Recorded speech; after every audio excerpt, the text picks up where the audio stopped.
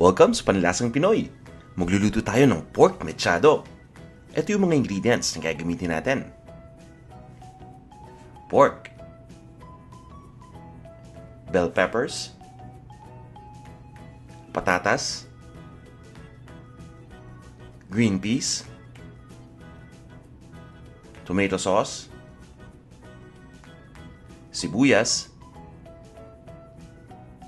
bawang,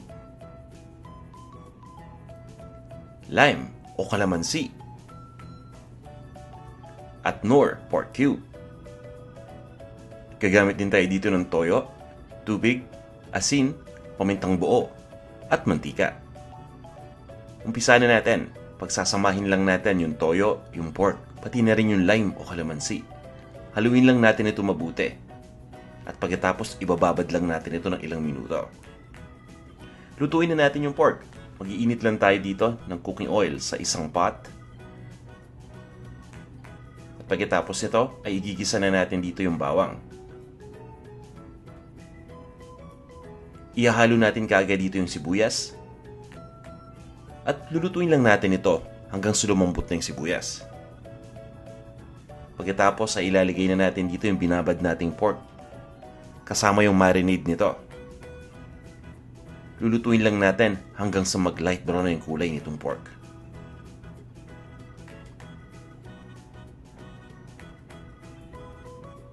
Makaraan nating mahalo at maluto itong pork, ilagay na natin yung tomato sauce. Dahan-dahan lang natin itong ibubuhos at ilalagay na din natin dito yung tubig.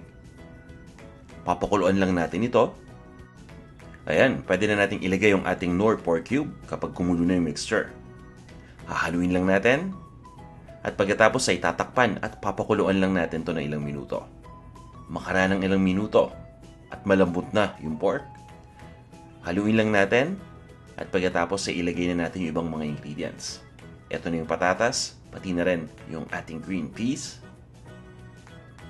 Lulutuin lang natin ito ng ilang minuto at pagkatapos ilalagay na natin dito yung ating bell peppers.